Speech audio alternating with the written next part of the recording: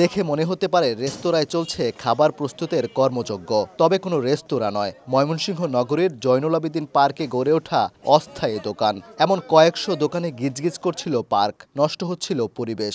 এবার পার্কের সুষ্ঠু পরিবেশ ফিরিয়ে আনতে উচ্ছেদ অভিযান চালিয়েছে সিটি কর্পোরেশনের ভ্রাম্যমাণ আদালত।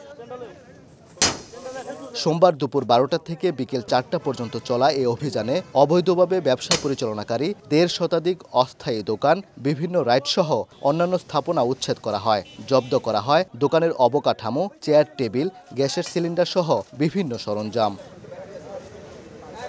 ময়মনসিংহ নগরবাসীর বিনোদনের প্রধান স্থান ব্রহ্মপুত্র নদের তীরের এই জয়নুল আবেদিন পার্ক। নগরের যান্ত্রিকতার মাঝেও বুক ভরে নিঃশ্বাস নিতে ছায়া সুনিবিড় এই পার্কের নির্মল প্রকৃতিতে ঘুরতে আসেন সব বয়সী মানুষ। তবে দীর্ঘদিন ধরে এসব দোকানপাট বসিয়ে পুরো পার্ক দখল করে রাখায় অস্বস্তিতে পড়তে হয় তাদের। এই অভিযানে সকল অবৈধ দোকানপাট উচ্ছেদ করায় স্বস্তি ফিরেছে নগরবাসীর মনে। তাদের চাওয়া এসব দোকানপাট আর যেন বসতে না পারে, সেজন্য প্রয়োজন নজরদারি।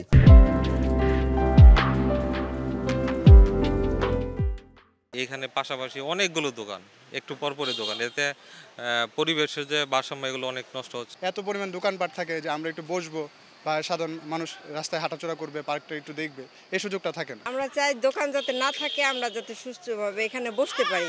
এটা অবশ্যই ভালো দিক, পার্কের সার্বিক দিক বিবেচনা করে স্বাস্থ্যগত দিক থেকে এটা খুবই জরুরি। এইটা যাতে উচ্ছেদ করতেছে, উচ্ছেদের মধ্যেই থাকে, 2 দিন পরে যাতে এটা আবার না বসে। আশা করব প্রশাসন যে ব্যবস্থা নিছে ওইটা যেন বলবৎ থাকে।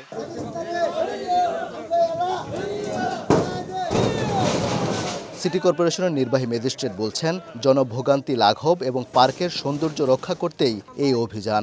আর ফায়ার সার্ভিস কর্মকর্তা জানান, অনুমতি ছাড়াই বিভিন্ন দোকানে রাখা হয়েছিল গ্যাসের সিলিন্ডার। নগরবাসী বা আমাদের যে সুশীল সমাজ রয়েছে তাদের প্রত্যেকেরই দাবি ছিল যে এই পার্কটি সকল অবৈধ স্থাপনা উচ্ছেদ করে আমাদের জনসাধারণের জন্য সম্পূর্ণভাবে অবমুক্ত থাকুক।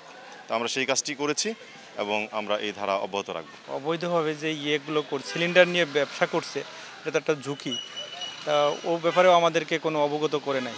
তো অলরেডি আমরা ম্যাজিস্ট্রেট স্যারের নেতৃত্বে আমরা একটা নির্দিষ্ট সময় দেওয়া হয়েছে, তারা আমাদের থেকে লাইসেন্স দেবে এবং সেফটি ব্যবস্থাও বাস্তবায়ন করবে বলে বলেছে তারা। ময়মনসিংহ নগরবাসীর ফুসফুস হিসেবে পরিচিত এই জয়নুল আবেদিন পার্কের আয়তন প্রায় 7.5 একর। ওবায়দুল হক, সময় সংবাদ, ময়মনসিংহ।